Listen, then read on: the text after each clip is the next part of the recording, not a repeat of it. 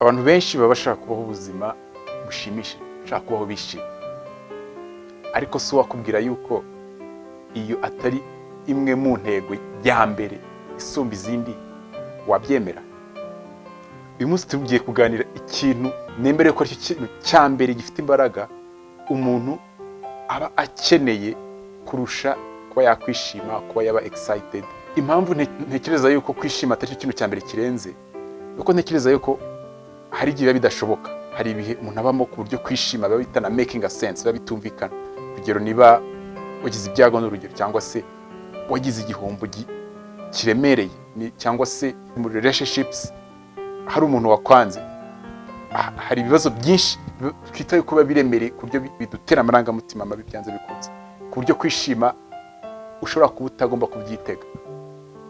Ni ikihe kintu gishobora kuba gifite imbaraga kurusha amarangamutima yo kwishima, ku buryo gishobora no kuba kugira akamaro mu gihe umuntu yahuye n'ibibazo nk'ibyo ngibyo?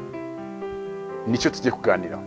Ntibagirwe gukora subscribe, like, share na comment kugira ngo ufashe abandi bantu kuzabona ino video. Nitwa Gami the Psychologist. Reka dukomeze.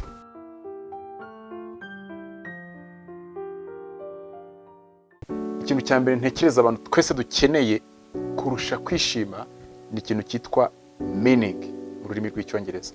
Reka dukoreshe ingero kugira ngo dusobanukirwe meaning. Twigeze kuvuga ku kintu kijyanye na purpose in life, cyangwa se kugira umuhamagaro w'ubuzima. Purpose cyangwa se kugira intego y'ubuzima ni kimwe mu bintu gishobora gutuma wumva ushaka kubaho kubera yuko hari intego ufite.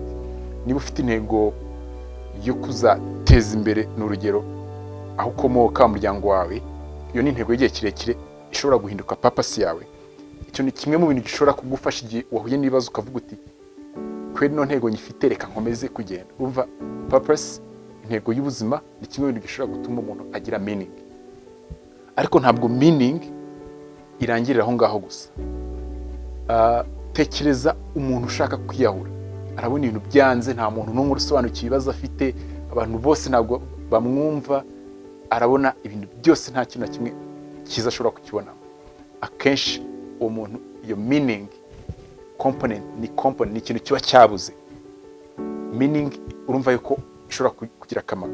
Tekereza umuntu ufite ibibazo byinshi ahura nabyo, tuvuge yahombye cyangwa se yahuye n'ikibazo kindi kiremereye, ariko akavuga ati kubera ko mfite abana, kubera ko mfite umuryango ngomba kwitaho, reka ibyo byose mbyirengagize, mbikore, nkomeze ubuzima, mbyuke njye ku kazi. Icyo kintu cyamumotivatinze ni meaning, kubona impamvu y'ubuzima. Meaning ni kimwe mu bintu bya mbere biba bikenewe, haba tubayeho mu buzima bushimishije, haba tubayeho mu buzima bushaririye. Nicyo kintu cya mbere kiba gishobora gufasha umuntu ibibazo ibyo ari byose yaba ari gucamo nabyo.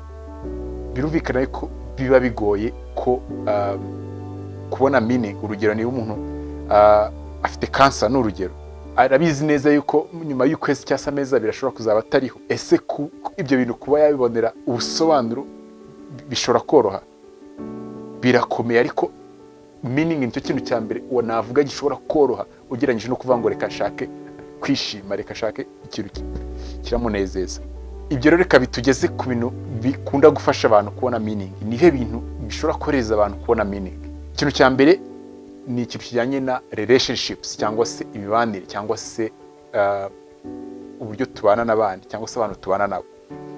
Ni kuko ushobora kuba ufite umuntu ukunda n'urugero, hanyuma ugahora n'ibibazo runaka, ukavuga uti ibibazo nubwo mpuye nabyo, reka mbyihanganire kubera yuko hari umuntu ndi kubikorera. Uyu muntu ndamutse ntahari, ubuzima bwe bushobora kuba butagenda neza nk'uko bumeze. N'urugero, hari abantu benshi usanga aretse kwiyahura kubera yuko afite umuntu umukunda, cyangwa se afite umuntu akunda, akavuga ati iki nicyo kintu kimbereye impamvu yo kubaho, niyo meaning. Urwo ni urugero. Umva ko abantu, relationships ni kimwe mu bintu bishobora gutuma umuntu agira meaning. Ushobora no kubitangaho ingero nyinshi. Ushobora kwibaza, ukavuga uti abantu benshi babyuka bagiye ku kazi, basanga akora akazi gakomeye byahatari kubera yuko yifuza yuko umuryango we, abana be bazagira ahazaza heza, aho ni meaning iba yamumotivatinze, akarara amajoro agakora ibintu umubiri we mu busanzwe utari gushobora, aba yabonye meaning. N'akazi ni kimwe mu bintu bishobora gutuma umuntu abona meaning cyangwa se abonera ubusobanuro mu buryo bworoshye. Hari ubwo usanga umuntu avuga ati ngewe ndi umudogiteri cyangwa se ndi umuganga, kubera yuko mba numva yuko abantu bahuye bafite ibibazo byinshi by'uburwayi nshaka kugira umusanzu ntanga. Hari umuntu ushobora kujya ku kazi kubera ashaka guteza imbere igihugu, akavuga ati ndifuza yuko mu bintu byose nkora ari ibintu bishobora kuzafasha igihugu gutera imbere, ndashaka kubaka igihugu, hari abantu bubatse igihugu, kuki ngewe nta kintu nabafasha. Iyo ni meaning, ni ikintu gishobora kukumotiva ku buryo igihe ukiyibukije uwo munsi ushobora kwirirwa ufite motivation isumbaho. So akazi ukora, ibintu ukora mu buzima bwawe bwa buri munsi, umva ko meaning ishobora kubigiramo uruhare. Ikindi abantu benshi bakunda kubona meaning ni kijyanye no gusenga Imana, kwizera Imana. Umuntu wizera Imana ashobora guhura n'ibigeragezo, akaba azi neza yuko byanze bikunze hari umunsi umwe Imana izamufasha ikamutabara, akaba abyizeye. Ibyo bintu bize kumufasha gukomeza kugenda no gushinyiriza. Hari umuntu ufite inshingano akavuga ati ibi bintu nkora ni Imana byanze bikunze yambwiye yuko ngomba kubikora, ngomba gukora izi nshingano zanjye neza kuko niyo mission Imana yampaye, abiboneye meaning.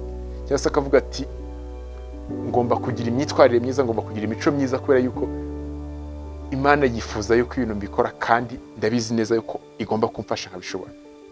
Usanga umuntu yarabayeho wenda hari ibikorwa bibi yakoraga cyangwa se hari imyitwarire yakoraga idashimisha abantu, akavuga ati ngomba kuba umuntu uri kind, akavuga ati ngomba kuba umuntu ugira abantu neza kubera ko mfite mission, mfite itegeko riturutse ku Imana kandi nyizeye ko ari ibintu ngomba gukora, kumva biboneye meaning. Hari ibintu byinshi rero bishobora guha umuntu meaning bitewe n'ibihe wagezemo. Hari ubwo kimwe gishobora gukora ubundi ahandi ntigikore, wenda uburyo ubona meaning urimo uragerageza kugera ku ntego zikomeye, ntabwo ari bwo buryo ubona meaning igihe urimo hasi, ubuzima buri hasi. Ariko byanze bikunze meaning nicyo kintu cya mbere, nizeye ko ari cyo cya mbere abantu baba bakeneye kurusha uko wavuga kwishima. Nge nizera yuko kugira meaning, kugira impamvu yo kubaho ni nk'ari itegeko, ni kimwe mu bintu wari wese akeneye, kubera yuko turayikenera mu buzima bwacu bwa buri munsi. Igihe umuntu akeneye gukora ikintu icyo ari cyo cyose gikomeye, ikintu gisaba imbaraga nyinshi, ikintu gisaba motivation, ikintu gisaba kwiforce, ntekereza yuko umuntu aba akeneye meaning, akeneye impamvu ifatika. Igihe icyo ari cyo cyose ukeneye gukora ikintu gisaba kwihangana, ikintu gisaba gushinyiriza, ikintu gisaba gukora ibintu utifuzaga gukora, meaning nicyo kintu gishobora kukugezayo. Iyo mpamvu y'ubuzima igomba kuba irenze ibintu bigaragara, igomba kuba ari impamvu igukora ku mutima, ari cya kintu uvuga uti byanze bikunze umuntu wari wese adashobora kukwaka, adashobora kuguhindura. Iyi mpamvu nicyo kintu mba numva nifuza ko umuntu wari wese ufite intego ngari, intego nini yifuza kugera, umuntu wese ufite ikibazo icyo ari cyose kimuremereye atarabonera igisubizo, mba numva meaning cyangwa se ushaka kubonera ubusobanuro ibibazo afite, aricyo kintu cyo gishobora kumufasha nibura kugera ku rwego yumva bya bibazo bitamuremereye ku rugero rukabije, uburyo abashobora no kuba afite umudendezo wo kuba yabasha kubikemura niba ari ibibazo bishobora gukemuka. Nizere ko hari ikintu wigiye muri no video. Njye nitwa Gami the Psychologist. Nibwo gukora subscribe, gusharinga, gurikinga no gukora comment. Tuzabona n'ubutaha.